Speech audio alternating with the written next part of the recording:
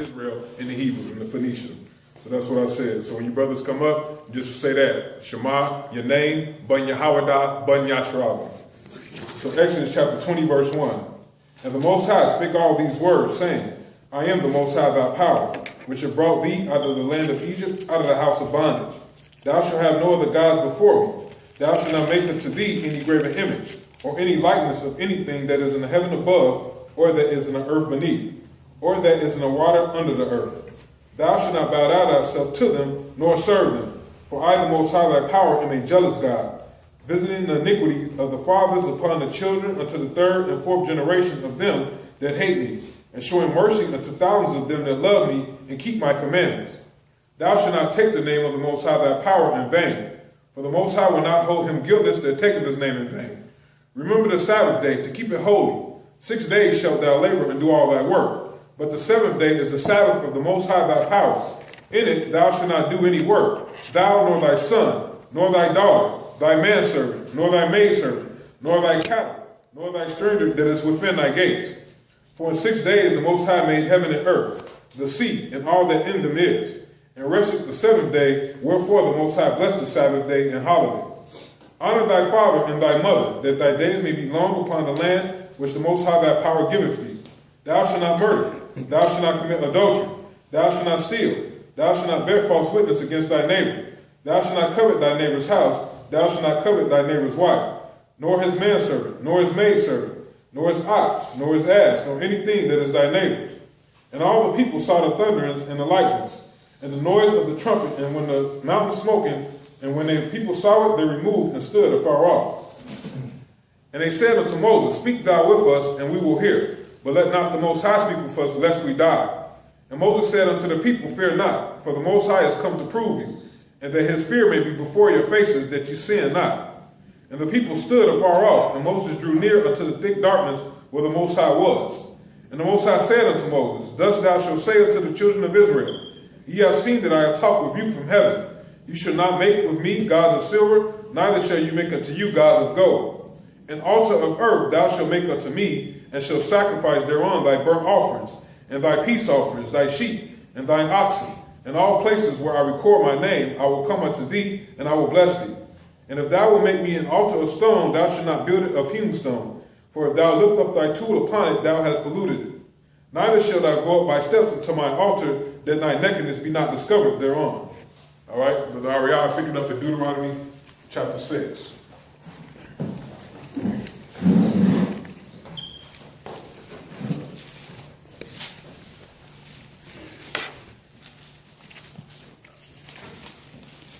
All right, Shema Ariah ben Yahawada ben Yashra'Allah, Deuteronomy chapter 6, verse 1.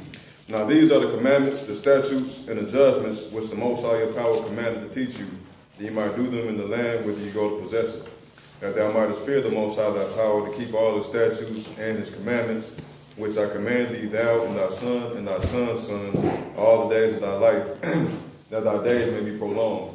Hear therefore, O Israel, and observe to do it, that it may be well with thee, and that ye may increase mightily, as the Most High power thy fathers have promised thee, in the land that floweth with milk and honey. Hear, O Israel, the Lord our God is one Lord, and thou shalt love the Most High thy power with all thy heart, and with all thy soul, and with all thy might. And these words which I command thee this day shall be in thy heart, and thou shalt teach them diligently unto thy children, and shalt talk of them when thou sittest in thy house, and when thou walkest by the way, and when thou liest down, and when thou risest up. And thou shalt bind them for a sign upon thy hand, and they shall be as frontlets between thine eyes.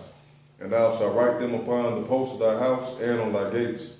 And it shall be, when the Most High thy power shall brought thee into the land which he swore to thy fathers, to Abraham, to Isaac, and to Jacob, to give thee great and goodly cities which thou buildest not, and houses full of all good things which thou fillest not, and wells dig which thou diggest not, vineyards and olive trees which thou plantest not. When thou shalt have eaten and be full, then beware lest thou forget the Most High, which brought thee forth out of the land of Egypt from the house of bondage. Thou shalt fear the Most High thy power, and serve him, and shalt swear by his name. And you shall not go after the other gods, or the gods of the people which are round about you. For the Most High thy power is a jealous power among you, lest the anger of the Most High thy power be kindled against thee, and destroy thee from off the face of the earth. You shall not tempt the Most High your power as ye tempted him in Messiah. You shall diligently keep the commandments of the Most High your power, and his testimonies, and his statutes which he hath commanded thee. And thou shalt do that which is right and good in the sight of the Most High, that it may be well with thee, and that thou mayest go in and possess the good land which the Most High sware unto thy fathers, to cast out all thy enemies from before thee, as the Most High hath spoken. And when thy son asketh thee in time to come, saying, What mean the testimonies and the statutes and the judgments which the Most High power hath commanded you? Then thou shalt say unto thy son, We were Pharaoh's bondmen in Egypt, and the Most High brought us out of Egypt with a mighty hand. And the Most High showed signs and wonders, great and sore, upon Egypt, upon Pharaoh, and upon all his household before our eyes. And he brought us out from thence, that he might bring us in, to give us the land which he swore unto our fathers. And the Most High commanded us to do all these statutes, to fear the Most High power for our good always, that he might preserve us alive as it is at this day. And it shall be our righteousness that we observe to do all these commandments before the Most High power as he commanded us. The water. All right, so last week we left off on Exodus chapter 6. Exodus chapter 6. And we're in Exodus 6 and 20. Brother Dawada, you want to go ahead and start us off? Exodus chapter 6, verse 20. Then every brother, they can read 14 verses. Shema Dawada Bun Yahawada Bun Yasha'Allah. Genesis 6 and 20. Exodus 6 and 20. Exodus 6 and 20. And Aram took him Jochebed, his father's sister, to wife, and she bare him Aaron and Moses. In the years of the life of Amram were 137 years. And the sons of Izhar, Korah, and Nepheg, and Zechir, and the sons of Uzziel, Michelle, and Elsevier, and Zithra. And Aaron took him Elizabeth, daughter of Aminadab. Daughter of Amimadab, sister of Anson, to wife, and she bare him Nadab and Nabu, Eleazar and Ithamar. Ithamar, and the sons of Korah, Asher and Elkanah and Abiasap. Obviously, these are the families of the Korites. And Eleazar, Aaron's son, took him one of the daughters of Putiel to wife, and she bare him Phineas. Phineas. These are the heads of the fathers of the Levites, according to their families. These are that Aaron and Moses, to whom the Most High said, Bring out the children of Israel from the land of Egypt, according to the armies. There are they which spake to Pharaoh, king of Egypt, to bring out the children of Israel from Egypt. These are that Moses and Aaron. And it came to pass on that day when the Most High spake unto Moses in the land of Egypt, that the Most High spake unto Moses, saying, I am the Most High. Speak thou unto Pharaoh, king of Egypt, all that I say unto thee. And Moses said before the Most High, Behold, I am of uncircumcised lips, and how shall Pharaoh hearken unto me? And the Most High said unto Moses, See, I have made thee a god to Pharaoh, and Aaron thy brother shall be thy prophet. Thou shalt speak all that I command. Thou shalt speak all that I command thee. And Aaron thy brother shall speak unto Pharaoh, that he send the children of Israel out of his land. And I will harden Pharaoh's heart,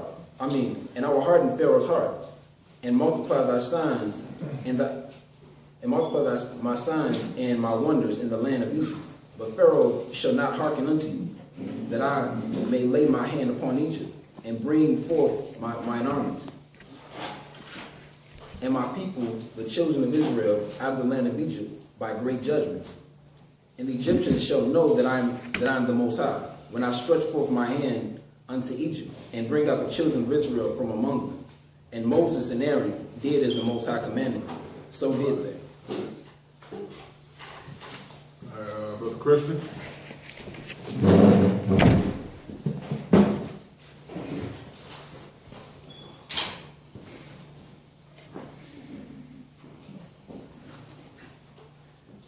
Shema Christian, Ban Yahawada, Ban Yasharala. Exodus chapter 7. 7. Verse 5. Verse 6. Verse 6. Verse 6. And Moses and Aaron did as the Most High commanded them, so did they. And Moses was 80 years old, and Aaron 83 years old, when they spake unto Pharaoh. And the Most High spake unto Moses and unto Aaron, saying, when Pharaoh shall speak unto you, saying, show a miracle for you, then thou shalt say unto Aaron, take thy rod and cast it before Pharaoh, and it shall become a serpent. And Moses and Aaron went unto Pharaoh, and they did so as the Most High commanded. And Aaron cast down his rod before Pharaoh and before his servants, and it became a serpent. Then Pharaoh also called the wise men and the sorcerers. Now the magicians of Egypt, they also did in like manner with their enchantments. For they cast down every man his rod, and they became serpents. But Aaron's rod swallowed up their rods, and he hardened Pharaoh's heart, that he hearkened not unto them, as the Most High has said. And the Most High said unto Moses, Pharaoh's heart is hardened. He refuseth to let the people go. Get thee unto Pharaoh in the morning. Lo, he goeth out unto the water, and thou shalt stand by the rivers great, against each company. And the rod which was turned to a serpent shalt thou take in thy hand, and thou shalt say unto him, the Most High, thy power of the Hebrews, hath sent me unto thee, saying, let my people go, that they may serve me in the wilderness. And behold, hitherto thou wouldest not hear. Thus saith the Most High, and this thou shalt know that I am the Most High. Behold, I will smite with the rod that is in my hand upon the waters which are in the river, and they shall be turned to blood. And the fish that is in the river shall die, and the river shall stink, and the Egyptians shall loathe to drink of the water of the river. And the Most High spake unto Moses, saying unto Aaron, take thy rod and stretch out thy hand upon the waters of Egypt, upon their streams, upon their rivers, and upon their ponds, and upon all their pools of water, that they may become blood, and that there may be blood throughout all the land of Egypt, both in vessels of wood and in vessels of stones. What is it? 14. Brother Gabriella. We in Exodus 7 and 20. Shabbat Shalom, Shema, Gabriella, Bun. Yeah, I was about to say something else. Bun Yahawada, Bun Yasharala. Exodus chapter 7, verse 20. And Moses and Aaron did so as the Most High commanded, and he lifted up the rod and smote the waters that were in the river, in the sight of Pharaoh, and in the sight of the servants. And all the waters that were in the river were turned to blood. 21. And the fish that were in the river died, and the river stank. And the Egyptians could not drink of the water of the river, and there was blood throughout all the land of Egypt. 22. And the magicians of Egypt did so with their enchantments. And Pharaoh's heart was hardened, neither did he hearken unto them as Ahiah had said. 23. And Pharaoh turned and went into his house. Neither did he set his heart to this. Neither did he set his heart to this also. 24. And all the Egyptians dig round about the river for water to drink, for they could not drink of the water of the river. 25. And 7 days were fulfilled, and the Most High had smitten the river. Exodus chapter 8, verse 1. And the Most High spake unto Moses, Go unto Pharaoh, and say unto him, Thus saith Ahijah thy power, Let my people go, that they may serve me. Verse 2.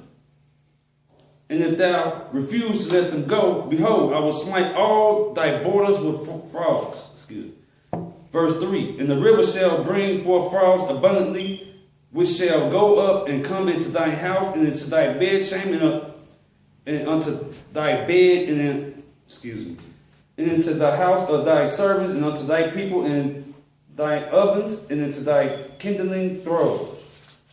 Verse 4. And the frogs shall come up both on thee and upon thy people, and upon all thy servants. Verse 5. And Ahijah spake unto Moses, say unto Aaron, Stretch forth thy hand with thy rod over the streams, over the rivers, and over the ponds, and cause frogs to come up upon the land of Egypt. Verse 6. And Aaron stretched out his hand over the waters of Egypt, and the frogs came up and covered the land of Egypt. Verse 7. And the magicians did with their enchantments, and brought up frogs upon the land of Egypt. 8. Then Pharaoh called for Moses and Aaron and said, Entreat the Most High that he may take away the frog from me and from my people, and I will let the people go, that they may do sacrifice unto Ahijah. Wow. That's it. One more. 14. Sure. Bobby?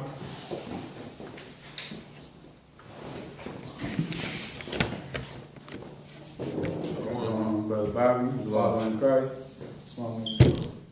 You brother got your Bible with you? Jason, why don't you? Yeah, brother see your Bible. You know, I mean, you said you didn't. I mean, you guys. I didn't help him. Oh, okay. You knew he was coming to class, though, correct? Huh? I mean, you knew he was coming to a Bible class, though, correct? Yes. Oh, okay. Yeah. I mean, you guys do have Bibles at home, though? I do. I need to get a King James. Oh, okay. King James. Okay. Verse 10, right? Yeah. All right, Exodus chapter 8, verse 10. Verse 9, actually. Huh? Verse 9. Verse 9. And Moses said unto Pharaoh, Glory over me.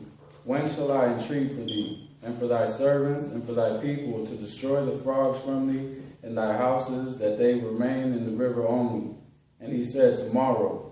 And he said, Be it according to thy word, that thou mayest know that there is none like unto the Most High our power.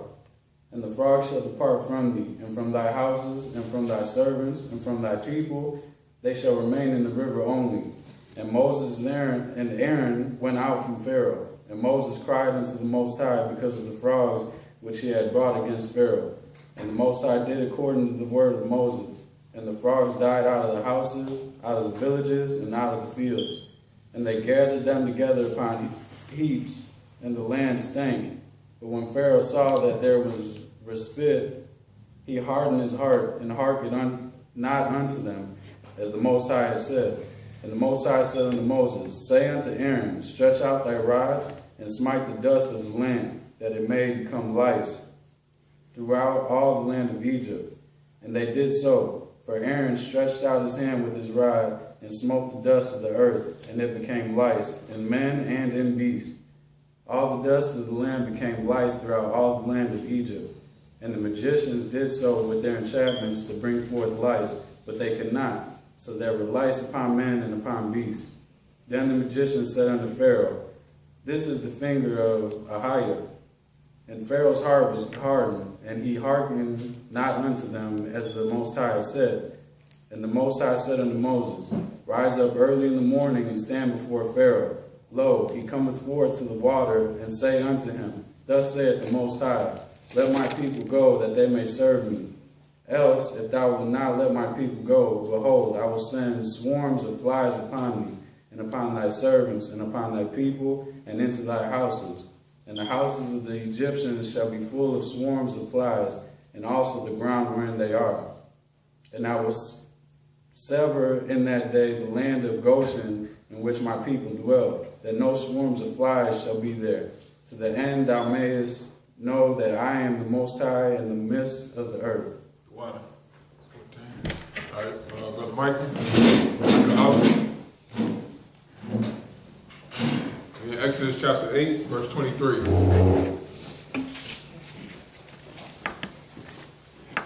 Thank you, brother. It's good. Can you guide me what to say there?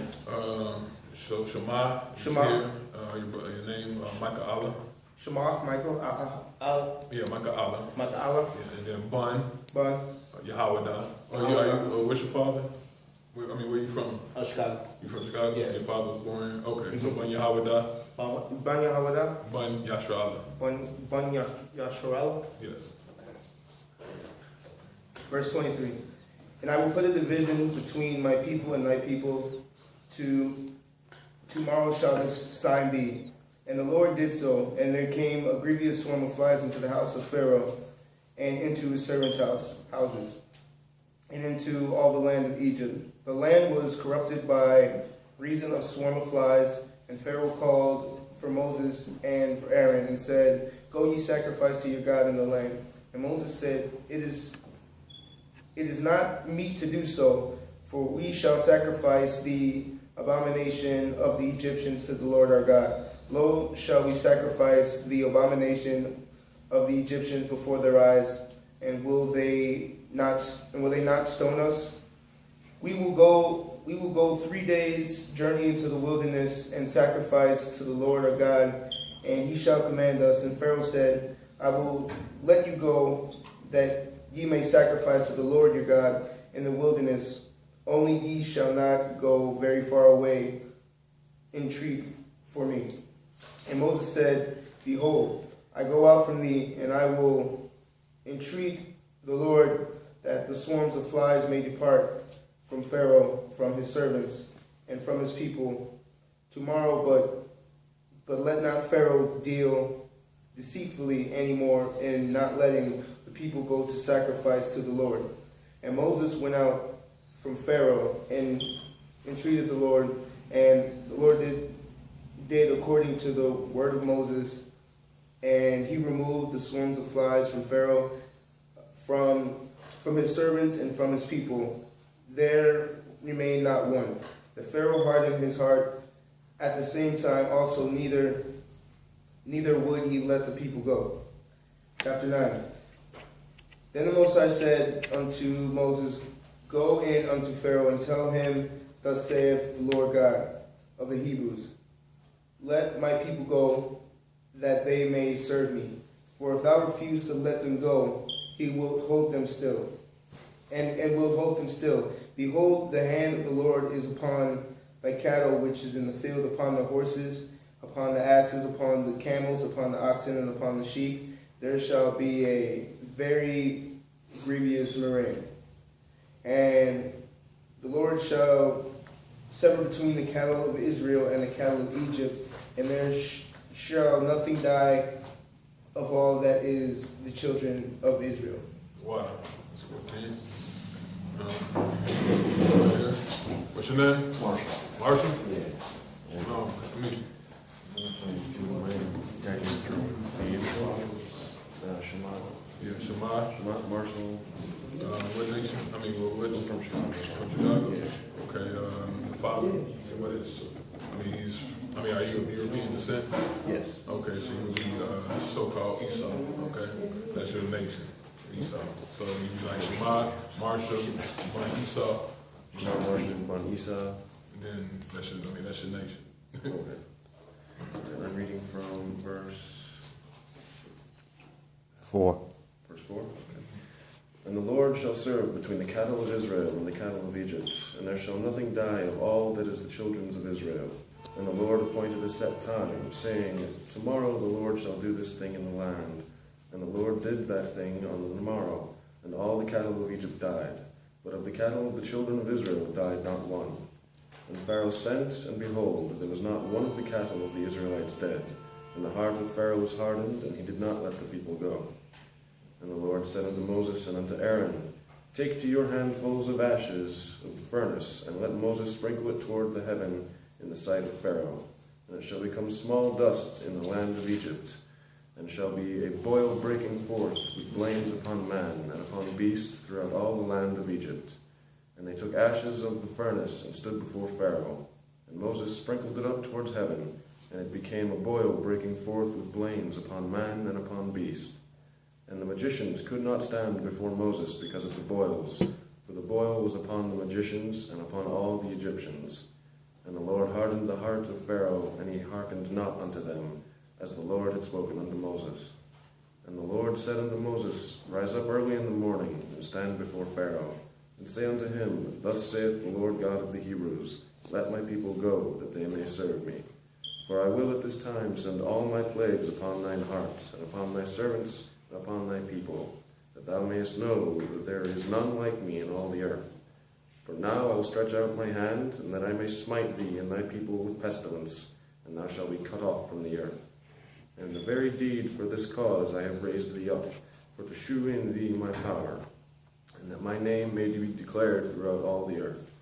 As yet exaltest thou thyself against my people, that thou wilt not let them go. Wow, that's 14. This is Brother Marshall, right? Yes. You sound like a history narrator. I was thinking something like that, man.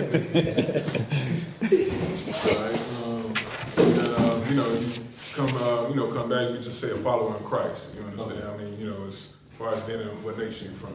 Brother Dustin, you want to come up?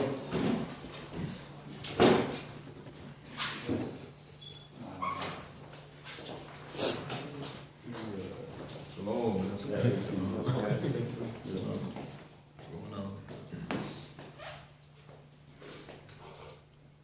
Start at verse 18? Yeah. Alright. Shalom, my name is Dustin, and I'm a follower in Christ. Behold, tomorrow about this time I will cause it to rain, a very grievous hail, such as not been seen in Egypt since the foundation thereof until now. Send therefore now and gather thy cattle, and all thou hast in the field. For upon every man and beast which shall be found in the field, it shall not be brought home. The hail shall come down upon them, and they shall die. And he that feareth the word of the Most High among the servants of Pharaoh made his servants and his cattle flee into the houses. And he that regarded not the word of the Most High left his servants and his cattle in the field. And the Most High said unto Moses, Stretch forth thy hand towards heaven, that there may be a hail in all the land of Egypt upon man and beast, and upon beast, and upon the herb of the field throughout the land of Egypt. And Moses stretched forth his rod towards heaven, and the Most High sent thunder and hail, and the fire ran along upon the ground. And the Most High rained hail upon the land of Egypt. So there was hail and fire mingled with the hail, and very grievous. And it was very grievous, such as there had been none like it as there was none like it in the land of Egypt since it became a nation. And the hail smote throughout all the land of Egypt that was in the field, both man and beast. And the hail smote every herb of the field, and brake every tree of the field. And only in the land of Goshen were the children of Israel, where there was no hail. And Pharaoh sent and called Moses and Aaron, and said unto them, I have sinned this time, and the Most High is righteous, and I and my people are wicked. Entreat the Most High, for it is enough, that there be no more mighty thundering and hail, and I will let you go, and you shall stay no longer. And Moses said unto him, As soon as I am gone out of the city, I will spread abroad my hands unto the Most High, and the thunder shall cease, neither shall there be any more hail, that thou mayest know how the earth is the Most High's. But as for thee and thy servants, I know that ye will not yet fear the Most High power. And the flax of barley were smitten, for the barley was in the ear, and the flax was boiled. The water. That's good. All right. So you go under the weather? Yeah. It's all right. So, how you doing, brother? What's your name? Jason. Jason? Nice to meet you, man. You came here with Dustin? Yes, sir. What's up? That's Dustin's brother right there. How is Dustin, brother? Yes, What's sir. going on, man? What one be on? 30. Oh, yeah, 32. Yeah, Exodus 9 and 32. My name is Jason, and I'm following Christ. 32. But the wheat and the rye were not smitten, for they were not grown up. And Moses went out of the city from Pharaoh and spread abroad his hands unto the Most High. And the thunders and hail ceased, and the rain was not poured upon the earth. And the Pharaoh saw the rain and the hail and the thunders were ceased. He sinned yet more, and hardened his heart, he and his servants. And the heart of Pharaoh was hardened, neither would he let the children of Israel go, as the Most High had spoken by Moses. Chapter 10. And the Most High said unto Moses, Go in unto Pharaoh, for I have hardened his heart, and the heart of his servants, that I might shew these my signs before him, and that thou mayest tell in the ears of thy son, and of thy son's son, what things I have wrought in Egypt, and my signs which I have done among them, that ye may know how that I am the Most High. And Moses and Aaron came in unto Pharaoh, and said unto him, Thus said the Most High of the Hebrews, How long wilt thou refuse to humble thyself before me? Let my people go, that they may serve me. Else if thou refuse to let my people go, behold, tomorrow will I bring the locust into thy coast, and they shall cover the face of the earth, that one cannot be able to see the earth, and shall eat the residue of that which is escaped, which remaineth unto you from the hill, and shall eat every tree with growth for you out of the field. And they shall fill thy houses, and the houses of all thy servants, and the houses of all the Egyptians, which neither thy fathers nor thy fathers' fathers have seen, since the day that they were upon the earth unto this day. And he turned himself and went unto from Pharaoh. And Pharaoh's servants said unto him, How long shall this man be a snare unto us? Let the men go, that they may serve the Most High their God. Knowest thou not yet that Egypt is destroyed? And Moses and Aaron were brought again unto Pharaoh. And he said unto them, Go serve the Most High your God. But who are they that shall go? And Moses said, We will go with our young and with our old, with our sons and with our daughters, with our flocks and with our herds will we go. For we must hold a feast unto the Most High. And he said unto them, Let the Most High be so with you, as I will let you go, and your little ones look to it, for evil is before you. Wow, that's it. That's it. It's 14. All right, I think you were the last brother to read. So next week we'll pick it up in Exodus 10 and 12. Brother Christian, can you break that down? Exodus 10 and 12. We'll pick it up next week. So that was the portion of reading out the law, like we went into. Luke 4 and 16 tells us that Christ went into the synagogue every Sabbath day and he read out the law. You understand? So that's why we come up, brothers that's 12 and older, we come up here and we read out the law. You understand? And by us reading out the law, you understand, we know the commandments even more and more. You understand? So we know what the Most High wants of us. So that's what we'll be doing every Sabbath. All right, so today the lesson is called Covetousness. Covetousness leads to death. We're going into the spirit of coveting or lusting. You understand? It's a wisdom kind of lesson, you understand, and normally we go into history, we go into prophecy, but we go into a coveting spirit, you understand, and coveting leads to death. So let me get some understanding first. Christian, what is coveting? Like, what does that mean, to covet over something? What are you doing? To have a strong desire. Show a desire, okay? What about you, Dustin? What is coveting? Almost like jealousy in a sense, because you want it so much. Like, you're jealous over something to where you just do anything. Like, covetousness is very powerful. That's why it's in the commandments. Correct. Like jealousy, like envy, correct? Like you envious of somebody else having something, right? So that's the spirit, and his lust is almost kind of tied into that spirit. You understand? Lust and going after something that, you just trying to hearken on and getting, that you see somebody else getting, you lusting after it. You understand? So it's almost kind of the same spirit. You understand? You coveting after something, normally you really got a spirit of lust on you. You understand? So this lesson is going to deal with how do we handle that? You understand? How do we handle covenant? Because a lot of brothers and sisters, Even though they come into the truth, they understand the knowledge. You understand that we Hebrews and different nations of the earth, but we still got different things that we deal with on an everyday basis. You understand? Everyday life. And we run into these things day and day. See, these scriptures are to help us prove ourselves, not on really the high knowledge, but how to deal with brothers and sisters and how to stay in the right spirit. You understand? So these scriptures right here are really actually more important. You understand? This is what's going to help you in your salvation. You see what I'm saying? So we got to learn how to deal with these things. We got to learn how to deal.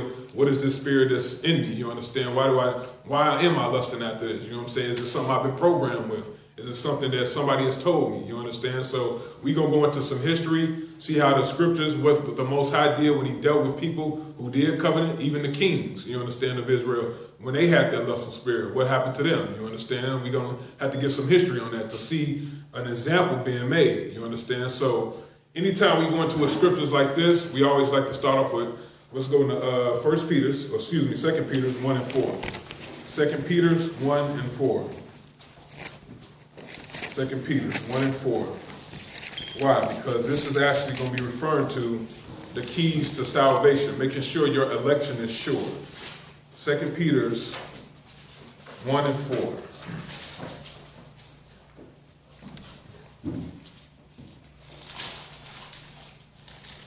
Until everybody gets there. 2 Peter's 1 and 4. Can you read that, Brother Ariah? All right, 2 Peter chapter 1, verse 4. Whereby are given unto us exceeding great and precious promises. So this is Simon Peter right here, okay? Peter. This is Peter, a servant of Yeshua Christ, okay? The one that Christ set the rock upon. It says right here, whereby we are given unto us exceeding great and precious promises. But there's something you got to do to get those promises. You understand? Keep reading. That by these you might be partakers of the divine nature. By these you might be partakers of the divine nature. Okay? By these you might be partakers of the divine nature, those promises that the Most High promised Abraham and whoever walked in that faith. You understand? Abraham through the 12 tribes and then essentially through Yeshua. You understand those promises. Keep going. Having escaped the corruption that is in the world through lust. So what's the first thing? Having escaped the corruption that is in the world through lust. Having escaped the corruption of the world that is through lust. You understand? Having escaped the corruption that is in the world through lust. So the first thing we got to identify, and it's actually probably one of the most hardest things, you understand? Especially when you're growing up, you understand, you're learning different things. This is actually one of the hardest things, is getting over this corruption through the world, the lustful spirit, you understand? Wanting what the world is offering to you, you understand? Instead of living by these laws, statutes, and commandments of the Most High. You understand that this is actually one of the most hardest things, you understand why? Because we still dealing in a fleshly mindset. We still dealing in a fleshly body. So things that we was used to, like smoking, drinking, you understand? Having sex with different women. This is what we used to, and this is actually what we want to stay in, you understand? So this is the hardest part actually to get over. You understand? I deal with brothers and sisters, even we went over there to Egypt, you understand? It was still hard to get that spirit of what? Lusting out, you understand? And so that was the hardest part. Go over to verse 10. All right, 2 Peter chapter 1, verse 10. Wherefore the rather, brethren, give diligence to make your calling and election sure. It says, wherefore the rather, brethren, give diligence to make your calling and election sure. So it's going through these things once you read to verse 5 through 10 about having patience, diligence, you understand? But the first thing he identified is getting rid of that lust, you understand? It says through the world, through corruption. Why? Because the world pushes things like this, you understand? When you grow up, you see TV. All they push is wanting you to have more, you understand? Wanting you to obtain more and gain more, you understand? So now your whole mentality is focused on, I need this, you understand? I need that. Why? Because they letting you look at the next man and see what he has and realize that you ain't got it, you understand? And that's the spirit that they push. You understand? So that's why you got to get over it, but it's pushed through this world. You understand? So we got to understand that these scriptures are help to guide us and make sure that we have a humble mindset. You understand? And we don't need the newest best thing. We don't need this. Why? Because you pushing that spirit on me. Now all your thing is, oh man, I got to get this money now. You understand? And why? You're not really focused on the Most High. You're not focused on these laws, statutes, and commandments. So your whole mindset has changed. You understand? That's why it says getting rid of the corruption through the world through lust. Because this world pushes things like that. They push homosexuality. They push smoking weed. You understand? How High was a popular movie. Now everybody want to be it. Friday, you understand? Everybody likes to get high. You understand? They like to smoke all the time. You understand? But why? Not knowing that's actually destroying your temple. But we covenant to it. Why? Because we think it's cool. We want to be like that. You understand? We try to follow after those fleshly mindsets. So this is the first thing we got to understand. You understand? Getting rid of the lust through this world. Let's go over to Exodus. Exodus 20, what we read earlier. To read that that's actually one of the laws, one of the 10 commandments. You understand? Is thou shalt not covet. Let's read that. Exodus 20 and 17.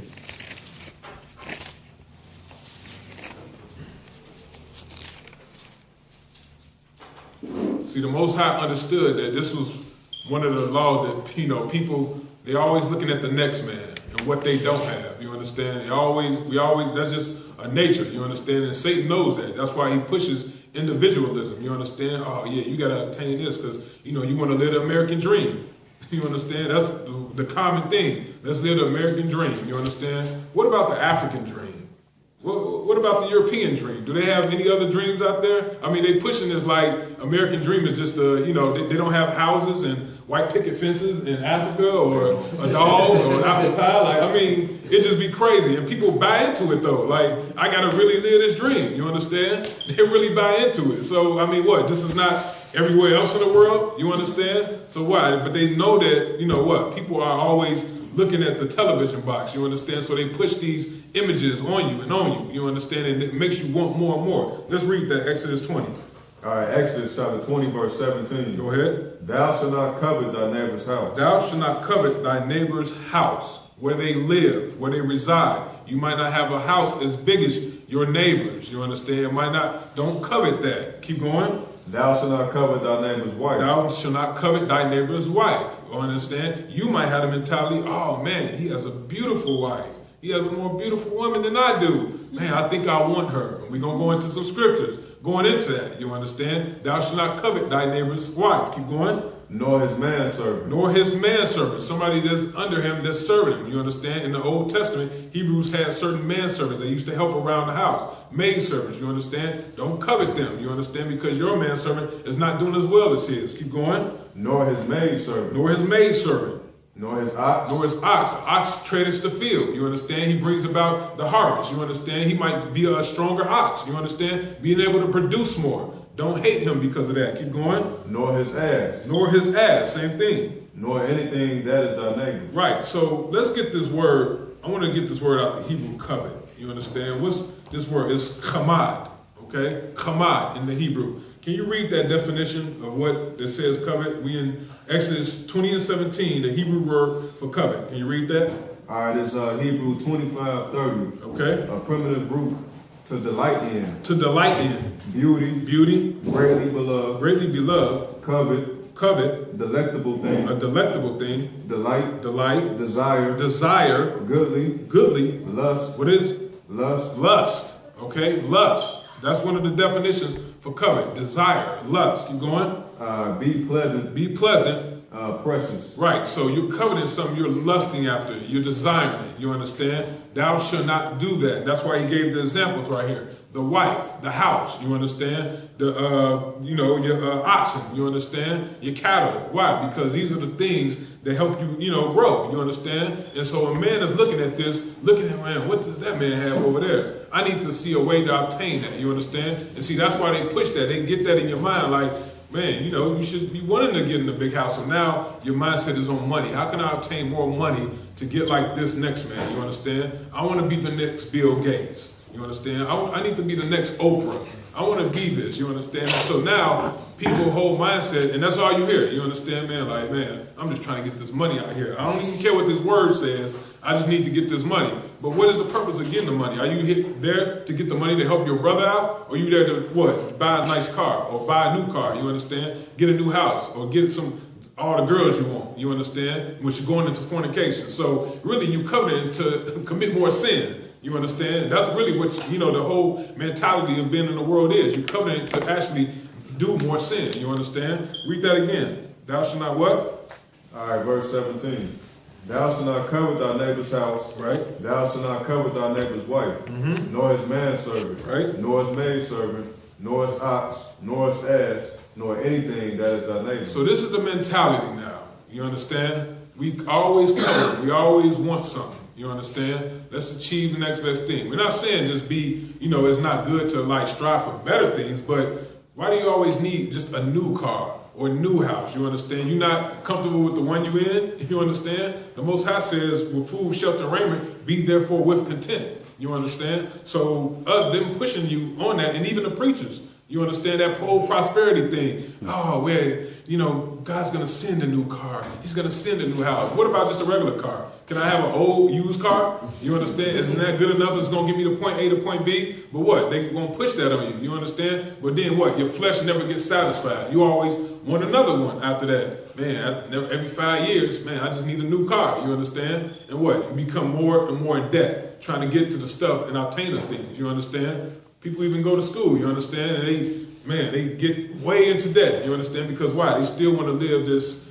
so-called dream. You understand? A dream that's really falling. You understand? It's falling off. People are losing jobs. You understand? They about to bring the Obamacare in, market at beach. You understand? So we got to understand that these things that's happening now, we really should be in the mindset of the Most High and trying to, okay, what is really going on? Should you really be trying to obtain a financial system and come up in a world when it's really going to fall, when they finna flatline the dollar and bring about a whole new currency? You understand? So what mentality are you really in? But let's go into some history now. Let's get 2 Samuel. Talk about David, King David of Israel. 2 Samuel 11. 2 Samuel, the 11th chapter.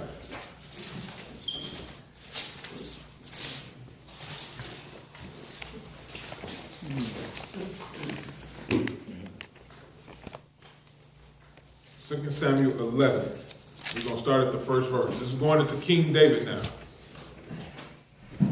All right, 2 Samuel chapter 11, verse 1. And it came to pass, after the year was expired, at the time when kings go forth to battle, that David sent Joab and his servants with him and all Israel, and to destroy the children of Ammon and besiege Rabbah. But David tarried still at Jerusalem. So this is after they're coming back from a war. You understand? They besieged Rabbah. Keep going. And it came to pass in an evening tide that David arose from off his bed and walked upon the roof of the king's house. And from the roof he saw a woman washing herself, and the woman was very beautiful to look upon. So here it is right here. It says, it came to pass in the evening tide, nightfall, you understand, that David arose from off his bed and walked upon the roof of the king's house, okay? The other king that he just took over that land from, you understand? It says, and saw a woman washing herself, and the woman was very beautiful to look upon. So now he's catching a woman, she's washing herself, which means she's naked, you understand? So he saw a naked woman washing herself. Now the spirit of lust is now coming in, you understand? Keep going. Verse 3. And we ask you to hold up. Just put the phone on mute. Hey, brothers and sisters, can y'all put y'all phone on mute? We're going through a lesson right here. We can hear y'all talking over the line. We just ask y'all to just humble yourselves and put your phone on mute. All right? Go ahead. 2 Samuel chapter 11, verse 3.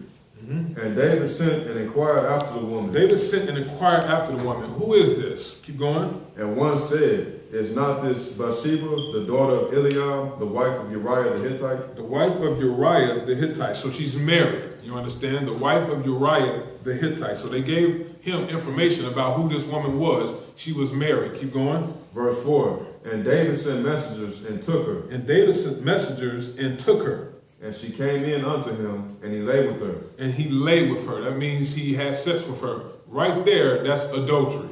You understand? That's adultery. You slept with another man's wife.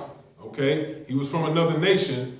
You understand? It says the Hittite, but what? He still slept with another man's wife. That's a law against the Most High. You understand? So that's number one. Keep going. For she was purified from her uncleanness. She was purified from her uncleanness. And she returned unto her house. And she returned unto her house. So they're sleeping together. You understand? The husband's still alive, but now he's sleeping with her. Keep going. Verse 5.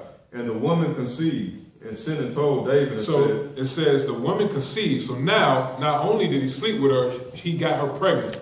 You understand? He got her pregnant. So now, this woman is married. This sounds like a real kind of reality TV shows now, right? It said he came into her, slept with her, now she's became pregnant, you understand? While she's married, okay? So it's a lot of scandalous things going on. Keep going. And Sinner told David and said, I am with child. So she told him, hey, I'm pregnant. Okay, I'm pregnant, so I don't know what we gonna do, but I'm pregnant. Keep going. Verse 6, and David sent to Joab, saying, send me Uriah the Hittite. And Joab sent Uriah to David. So let me talk to the husband then. Why? Because he's about to conceive a plan now. Let me see what I can do. Let me see where this brother is at right now. You understand? So I can try to manipulate him. You understand? David is a king now. He's a king of war. So the planning, you understand, know how to take down, know how to, conspire different plans. This is his, he's a master at this, all right? He's full of wisdom. Keep going. Verse 7, and when Uriah was come unto him, David demanded of him how Joab did. Right, and when Uriah was come unto him, David demanded of him how Joab did, how the other brother did who sent him. Keep going. And how the people did, and how the war prospered. Right, so how did y'all do in battle? You understand? He wants to sit down and have a talk with him. You understand? First you have a talk with him. Why? Because now he about to devise a plan. So first you got to make it seem like, you understand, y'all on the same page. Yeah, man, how y'all do in war? You understand? What happened out there? Keep going. Verse 8, and David said to Uriah, go down to thy house and wash thy feet. Why don't you just go ahead and wash your feet down to thy house? Go down to that house right there. Or your house. Keep going. And Uriah departed out of the king's house, and there followed him a mess of meat from the king. Right. But Uriah slept at the door of the king's house with all the servants of his lord, and went not down to his house. So he slept at the door like, man, and now it's like, why did he do that? You understand? Why didn't he just go down and wash his feet? Keep going. And when they had told David, saying, Uriah went not down unto his house, David said unto Uriah, camest thou not from thy journey? Why then didst not thou go down unto thy own house? Right, didn't you leave out of here? Why didn't you go down to your own house? Keep going. And Uriah said unto David, the ark and Israel and Judah abide in tents, and my lord Joab and the servants of my lord are encamped in the open fields. They're encamped in the open fields around his house. It says the ark, Israel, and all the servants. You understand? Now remember, this brother is of another nation. You understand? He's of another nation. So he knew that the Israelites was down around his house. You understand? And he knew that the ark was down there. Who was the only people that really could be around the ark at that time? The Levites. You understand? So he knew that if he got close, he would end up dying. You understand? Keep going. Shall I then go into my house? Shall I then go into my house? To eat, to drink, and to lie with my wife. And to lie with my wife. So he's married, you understand? Like, I'm not gonna go down here when you know what I'm saying, the Israel is around this camp area right here, you understand? I don't know what's going on. Keep going. As thou livest and as thy soul liveth, I will not do this thing. Right, so he told David, I'm not gonna do this right now, you understand? But David already knew that they was down there, you understand? Keep going. And David said to Uriah, tarry here today also, and tomorrow I will let you depart. Right, so why don't you just go ahead and stay here today, and then tomorrow I'll let you go. Keep going. So Uriah abode in Jerusalem that day and the morrow. Right. And when David had called him, he did eat and drink before him. So they sit down and had a meal. He did eat and drink before him. Keep going. And he made him drunk. And he made him drunk. So yeah, just keep having these bottles of wine. Let's get a little tipsy up in here. You understand why? Because David knows that what? That he already impregnated his wife. You understand? So you got to get close to this brother now. Like, man, I already committed this, so let me see what this brother's about. You understand? Devising a way to take him out. You understand? Why? Because he still wants to be with that woman, and he already conceived. You understand? And he knew that if that man found out that the child wasn't his, you understand, David's in the wrong. You understand? The Most High, you know what I'm saying? He's the king of Israel, so he's supposed to be that example of righteousness. You understand? Keep going. And that evening he went out to lie on his bed with the servants of his Lord, but went not down to his house. Right, so he got drunk and he went to the servants of the Lord and lie down on their bed, but he didn't go down to his house. Keep going. And it came to pass in the morning that David wrote a letter to Joab and sent it by the hand of Uriah. Right, so David wrote a letter to Joab and sent it by the hand of Uriah. So Uriah has an enclosed letter that he's going to give to Joab. You understand? One of David's men. Keep going.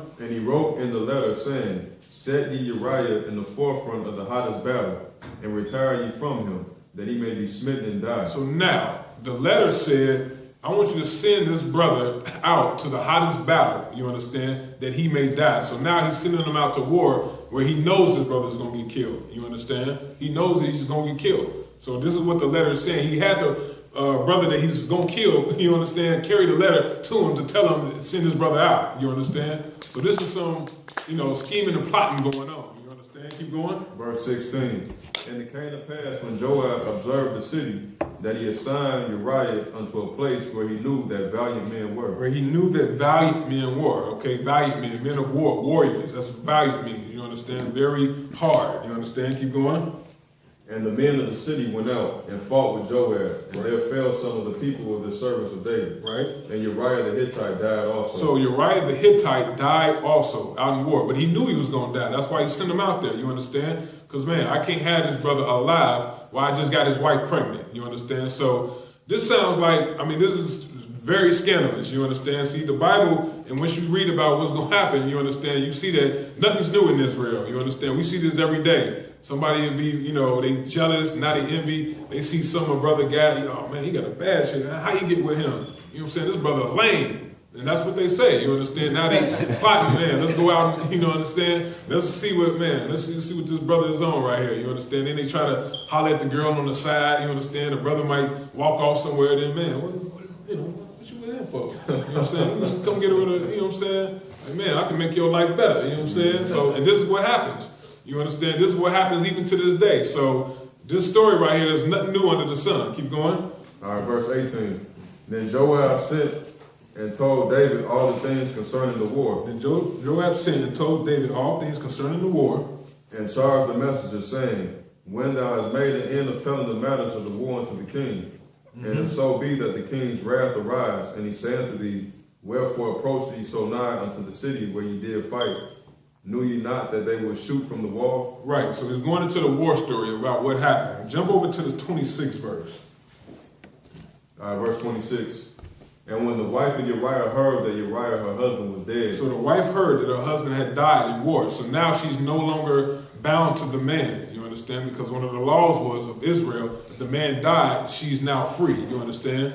She's now free. So now she's able to marry who she wants. You understand? Keep going. She mourned for her husband. She mourned for her husband. Verse 27. And when the morning was past, David sent and fed her to his house, and she became his wife. And she became his wife. You understand why? Because the husband died. So she's no longer married to that man. You understand? Now she's a single woman. And now David fetched and she became his wife. You understand? So he knew that this brother, once he dies, he's no longer, you understand, over this woman. He's no longer the head of this woman. You understand? She's no longer married to him. So now I can take her as a wife in the open because I already got her pregnant. You understand? So this is a plan that David came up with. I'm going to send him out. He's going to die. You understand? Now I can have my child and my wife out in the open. You understand? That's what's going on here. Keep going. Verse 27. And when the morning was past, David sent and fed her to his house, and she became his wife, and bare him a son. But the thing that David had done displeased the Lord. But the thing that David had done displeased the Most High. You understand why? Because the Most High already knew what was going on. You understand? He knew the plot and everything. So now, let's read chapter 12. Let's see Nathan. Nathan is a prophet now. You understand? Of the Most High. Let's read it. Let's see what Nathan said unto David. Read that. All right, 2 Samuel chapter 12, verse 1.